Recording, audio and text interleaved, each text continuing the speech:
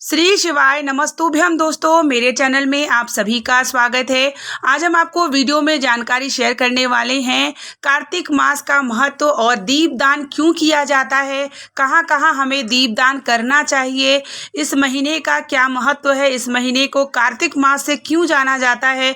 पूरी जानकारी हम आपको इस वीडियो में देने वाले हैं। वीडियो के अंत तक बने रहेंगे तो आपको निश्चित ही पूरी जानकारी प्राप्त होगी, जो कि 29 तारीख से कार्तिक मास लगने वाला है।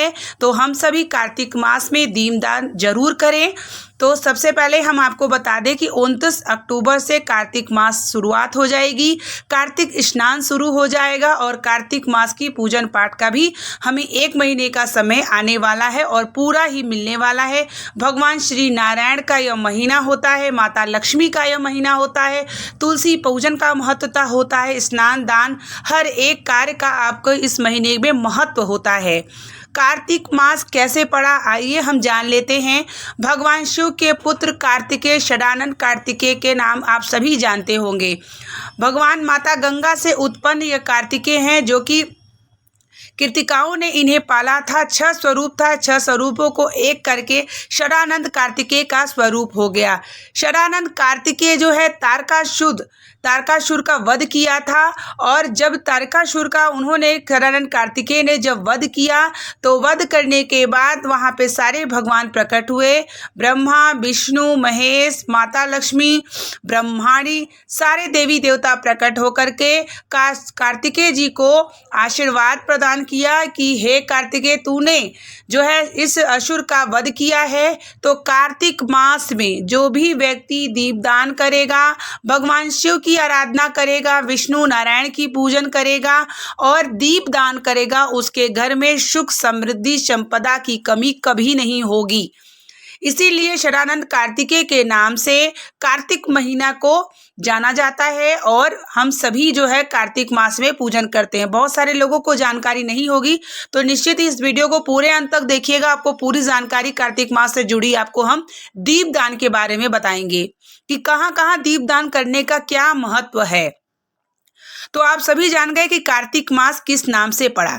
अब हम दीपदान की बात कर लेते हैं। तो इन 1 महीने में आपके बहुत सारे पर्व पड़ते हैं, जैसे कि अलग अलग पर्व के रूप में हम आपको बता दें कि दीपावली हो गया, भैया दूज हो गया, और आपका जो है धनतेरस हो गया, एकादशी कार्तिक मास की जो है दीपदान हम देव दीपावली के नाम जाते हैं। तो बहुत सारे वर्णन हैं त्योहारों के, जो कि दीपदान का भी महत्व है। तो हम नियम बना लें कि जो है कार्तिक महीने में हमें इस जगह स्थानों पर दिया जरूर जलाना है। तो सबसे पहले दिया आप अपने घर के मंदिर में, अपने मेन द्वार पे, और तुलसी जी की पूजन जब करेंगे तो दिया शाम को जरूर जलाएंगे, क्योंकि तुलसी माता जो है माता स्वयं लक्ष्मी का स्वरूप है। तुलसी नारायण की अर्धांगिनी है और कार्तिक मास में तुलसी पूजन का महत्व अत्यंत बढ़ जाता है। यहाँ पर दिया स्थान पर आप जलाते हैं तो लक्ष्मी की कमी कभी नहीं होती है। दूसरा है कि हर शनिवार के दिन आपको पीपल के वृक्ष में दिया जरूर जलाना है। कार्तिक मास में पीपल वृक्ष जो है 51,000 ब्राह्मणों का स्वरूप है, स्वयं भगवान कृष्ण का स्वरूप है। और पीपल के वृक्ष के नीचे जो भी व्यक्ति कार्तिक मास में दिया शनिवार को जलाएगा, उसके घर में धन संपदा और अन्य भी परेशानी, जैसे कि पितृदोष अगर भी है तो वह भी समाप्त होता है, क्योंकि 51,000 ब्राह्मणों का बल के स्वरूप होता है और भगवान श्री नारायण का स्वयं वृक्ष है। कहा गया है कि पृथ्वी पे अगर भगवान कृष्ण का दर्शन करना है तो पीपल के वृक्ष का दर्शन करें। तो दीपदान पीपल के वृक्ष के नीचे आप सभी जरूर से जरूर करें। विष्णु नारायण के मंदिर में जाके आप जरूर दिया जलाएं। आप किसी नदी बावली के किनारे जाके दिया जलाएं अगर आपके पास हो तो।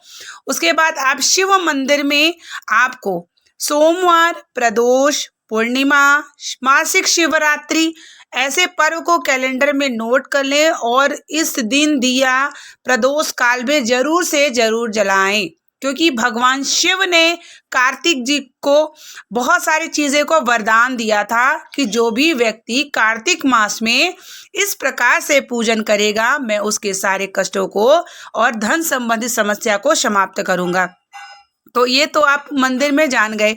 और आपको सुबह शाम जब दिया जलाएंगे तो शुद्ध देसी घी का दिया होना चाहिए। जो आप ग्रहण करते हैं वही अपने पूजन में समर्पित करें।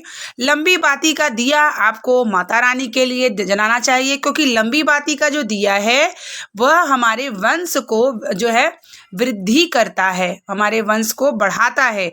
और गोल बाती हमें देवी देवता के लिए जलाना होगा। तो जब भी आप जलाएं पीपल के वृक्ष में बाती, तो आप जो है लंबी बाती का वहां जलाइएगा। अगर आप देवालय में जलाते हैं तो गोल बाती का दिया जलाइएगा। मेन द्वार पे लंबी बाती का जलाइएगा, क्योंकि लक्ष्मी की वृद्धि करनी है। तुलसी माता के नीचे आपको जो है बृहस्पति और एकादशी के दिन 11 दिया जलाना होगा। 11 से कम नहीं होना चाहिए। 11 दिया आपको एकादशी के दिन, बृहस्पतिवार के दिन, पूर्णिमा के दिन आपको कार्तिक मास में तुलसी के पास 11 दिया का संकल्प लेना होगा और जलाना होगा। और माता लक्ष्मी से विनती करनी होगी कि हमारे घर में सुख समृद्धि और संपदा की बढ़ोतरी कराएं। उसके बाद आप जो है साथ ही में जब आप घर के मंदिर में पूजन करेंगे तो सुबह शाम दिया जरूर जलाएं, जोत जलाएं। और जोत जलाते समय संकल्प लें विष्णु नारायण और माता लक्ष्मी का ध्यान करते हुए कि हमारे घर में सुख समृद्धि बढ़ाएं और लक्ष्मी की बढ़ोतरी बनाएं। और ये जो भी आप नियम करेंगे पूरे 1 महीने का आपका यह नियम होना चाहिए, और आपको इसका प्रभाव निश्चित ही देखने को मिलता है। क्योंकि ये जो कार्तिक मास है, ये कार्तिक मास भगवान के लिए समर्पित है। कार्तिक मास में भगवान विष्णु जो है अपने जो शयन में जाते हैं, कार्तिक मास में उठते हैं ये, और इस समय जो भी भक्ति भावना विष्णु नारायण की आराधना करता है निश्चित ही घर में सुख समृद्धि को अपने बढ़ाता है। विष्णु भगवान एक ऐसे देवता होते हैं कि आपके घर में समृद्धि को बढ़ोतरी करते हैं। और माता लक्ष्मी तुलसी की पूजन हम सभी को नियम करना चाहिए। कार्तिक मास में कहा जाता है कि जब सूर्य उदय से पहले स्नान का महत्व है। कार्तिक मास में हम सभी को 4 बजे के आसपास हमें स्नान कर लेना चाहिए। सूर्य भगवान को जल देने के बाद तुलसी जी की पूजन जरूर से जरूर नियम बनाएं। इसी बीच आप सभी जानेंगे कि डाला छठ की भी पूजन की जाती है। बहुत सारे ऐसे पर्व हैं जो सिर्फ कार्तिक मास में ही किए जाते हैं। कार्तिक भगवान को वरदान मिला था, भगवान सारे देवी देवता ने वरदान किया था। तो इस तरीके से आप सभी जो है कार्तिक मास में दीपदान जरूर करें। ये पूरी जानकारी आप लोगों को जो भी मैं शेयर कर रही हूँ, मैं शिव महापुराण पूज्य गुरु पंडित प्रदीप मिश्रा की कथा श्रवण करके आप लोगों को यह कथा के बारे में शेयर कर रही हूँ, ताकि आप सभी को कार्तिक मास आने वाला है और दीप दान करें, घर में सुख समृद्धि को बढ़ाएं। और जरूर जानें कि कार्तिक मास को हम क्यों नाम से जाने जाता है, कार्तिक मास क्यों है पड़ा। ये सब पूरी जानकारी हम आपको डिटेल में हर एक पर्व का शेयर करते हैं, ताकि जानकारी प्राप्त होने से हमें कोई पूछता है तो हम उसे बता भी सकते हैं और भगवान की प्राप्ति होती है। जितनी भी जानकारी, जितनी भी नॉलेज हमें होती है, हम ईश्वर से करीब होते हैं। और इस वीडियो को ज़्यादा से ज़्यादा शेयर करें, ताकि सभी को पता चले कि कार्तिक मास का क्या महत्व है और दीपदान हमें क्यों करना चाहिए। जितनी भी जानकारी हम प्राप्त करते हैं और जितना भी हम शेयर करते हैं लोगों तक पहुंचता है, हमारे ऊपर भगवान की कृपा निश्चित ही निश्चित होती है। इसलिए चैनल को सब्सक्राइब कर लीजिए, ताकि मैं आप लोगों को बहुत सारी चीज़ें जानकारी डिटेल में शेयर करती रहूं और आप लोगों को भी जानकारी प्राप्त हो करके आप भी अपने जीवन को निरंतर ऐसे आगे बढ़ते रहें। इसी प्रकार से हम आपके लिए बहुत सारी वीडियो की जानकारी शेयर करते रहेंगे। चैनल को सब्सक्राइब कर लीजिए।